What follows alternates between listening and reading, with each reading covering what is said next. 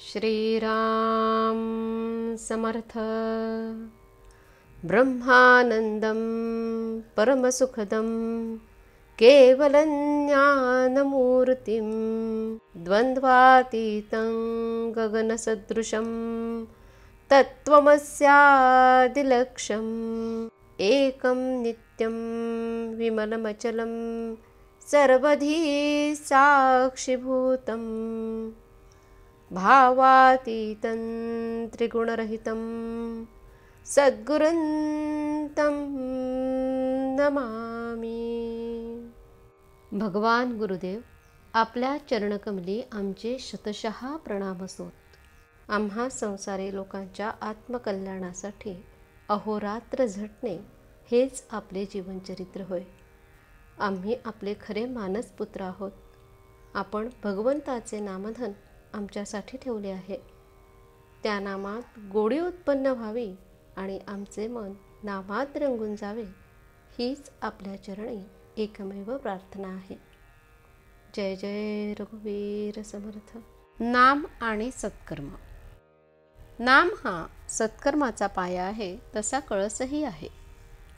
भगवंताच्या स्मरणात केलेले कर्मच सत्कर्म या सदरात पडू शकते। भगवंताच्या विस्मरणात केलेले कर्म सत्कर्म ठरू शकत नाही। समजा एखादा मनुष्य नुसते तोंडाने राम राम म्हणतो आहे, परंतु भगवंताच्या स्मरणात नाही, तर मग राम राम म्हणण्याची त्याची क्रिया सत्कर्म म्हणता येईल का? वास्तविक नाम हे स्वतः सिद्ध असल्याने ते जाणता अजाणता म्हटले तरी ते सत्कर्म याच सदरात पडते।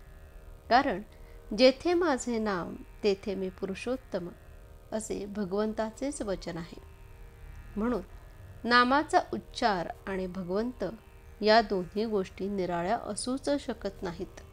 मुखाने नाम म्हणणाऱ्याचे लक्ष भगवंताकडे असो वा नसो, ते सत्कृत्य याच सदरात पडते। इतर कर्मे आणि नाम घेण्याचे कर्म यात जो मोठा फरक आहे तो हाच आहे की इतर कर्मांना पूर्णत्व किंवा सत्यत्व नामाने येते, तर उलटपक्षी नाम आणि अपूर्णत्व या गोष्टी एकत्र संभवतच नाहीत।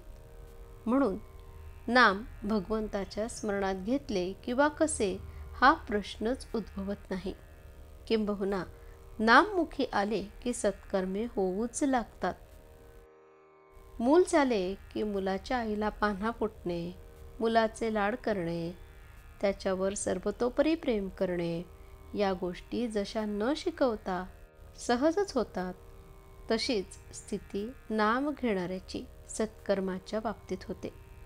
इतकेच नव्हे तर त्या आईला जर म्हटले की तू मुलाला जवळ ठेव, पण त्याच्यावर प्रेम वगैरे काही करू नकोस, तर ते जसे तिला शक्य नाही, त्याचप्रमाणे नाम घेणाऱ्याला सत्कर्मे टाळू म्हटले तरी टाळता येणार नाहीत। सत्कर्मे फळाला आली असे केव्हा म्हणता येईल? तर भगवंताचे नाम मुखी येईल तेव्हाच।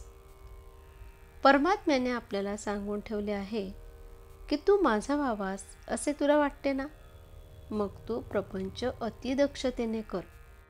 प्रयत्नाला कधी मागे पाहू नकोस, पण फळ देणारा मी आहे ही भावना ठेवून तू वाग। जी परिस्थिती येईल त्यात समाधान बिघडू देऊ नकोस, आणि मी जे सांगतो ते औषध घे।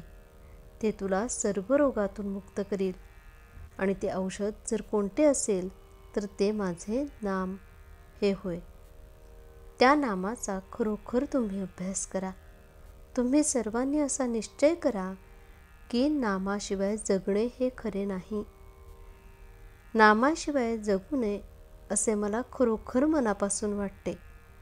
नामावरची निष्ठा कसे काम करते हे निष्ठेने नाम घेणाऱ्यालाच कळेल। नामाचे प्रेम ज्याला लागले त्याच्या मागे परमात्मा उभा राहिला हे अगदी सत्य सत्य त्रिवाचा सत्य सांगतो। म्हणून आवडीने आणि प्रेमाने भगवंताचे नाम घ्या।